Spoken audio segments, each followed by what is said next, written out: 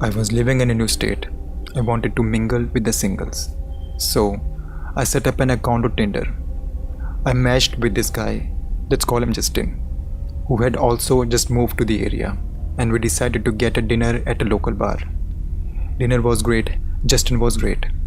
He was ridiculously tall and very country. He was very fresh breath of air from all the hipsters in town. And I was already making plans to see him again. We walked around the downtown a bit later after dinner, and he invited me back to his place for some drinks. I agreed to let him drive me in his truck as I'd been drinking and didn't feel comfortable driving my own car. We get back to his place and I decided to check out his basement while he was making drinks upstairs. I was pretty naive. We go upstairs to his room, drinks in hand, and we are sitting in bed, talking about his experience in military.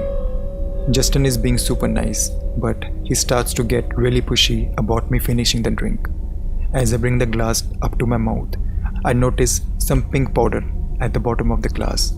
I pulled it back to study, thinking the cup was dirty. He watches me looking at it and says, "Oh, I've only used that cup for water. It's fine."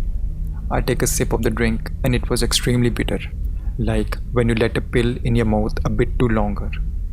My gut instinct was to pour it out, but he kept insisting I drink, so I kept taking baby sips so I wouldn't appear rude.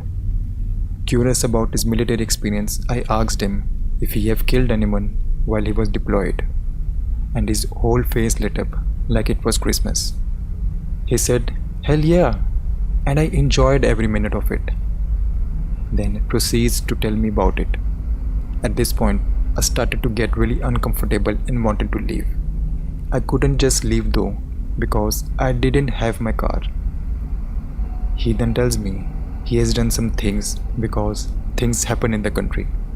It's a place where laws doesn't always hold up. I'm starting to feel spacey from the drink, so I put it down and tell him I'm not interested in it anymore. He asks me what was my biggest fear. I tell him and he responds, "Oh, weird. Most women fear being raped by someone they have just met." I didn't know what to say, but he laughed it off and switched back to nice guy Justin. We are having normal conversation about life, and I decided to lay down on his bed, where I found a gun under a pillow. He tells me that it's only for protection, but he would love to fuck a woman at a gunpoint someday.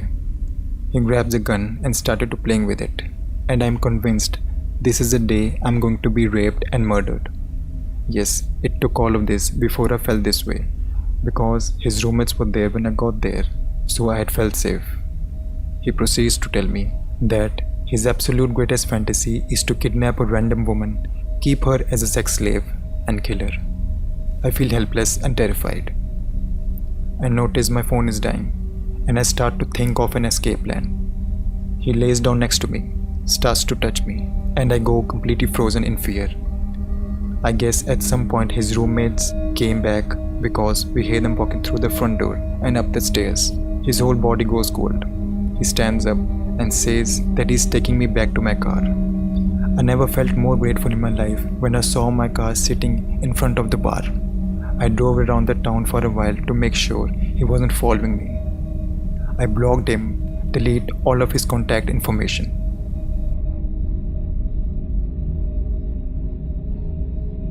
I was 19 years old at the time this happened, single, attending college at the university in my hometown. I still lived at home. I had friends, but I was romantically lonely. So I decided to download Tinder and give it a whirl. I consider myself streetwise, and I knew I could always deactivate if anything creepy happens. I didn't choose a username that could directly lead me to my social media. I didn't list anything overly personally in my profile, just interests like music and movies. Things went fine. I got pervy messages, nothing too extreme. I conversed pleasantly with some men and went on dates. I felt safe. Then one day, I logged into my Facebook and had a chat request. He told me his name was Ryan and he was college aged, attending school at the university, looking for friends. Now keep in mind, I had also been in group of Facebook about finding friends in campus because I often felt alienated there. I thought this was a man from the group, so my messages were very friendly and trying to get to know you type chats. The conversation was fine at first, but I thought it was odd that he didn't have any profile picture. He kept begging me for more pictures of myself. When I asked him for a picture of him, he would bemoan how ugly he was and how pretty girls never liked hideous guys. I tried to be nice, but it started bothering me. Then the messages started getting bizarre. He kept asking me where I was going to be in the class or go to class the next day. I didn't respond. They started getting more and more frequent and hysterical. I'm talking 20 or 30 days begging me to respond. Then finally, in a terrible punctuation, I see you every day sitting in the Mac lab in the library. You are so cute. Please talk to me. My blood ran cold. He had sent in a company picture of himself. I recognized him as a man who had harassed me on Tinder and who I eventually blocked. He was probably at least 20 years older than me, balding with extremely yellow teeth. I'm not trying to judge someone on appearance, but something in his eyes was wild and just didn't feel right. I'm not sure if I'm describing this right, but his eyes were black pits. He really creeped me out. Somehow he found my personal Facebook from Tinder, and I'm not even sure how. But he also knew I studied at X library in the Mac lab and made it clear he had been watching me.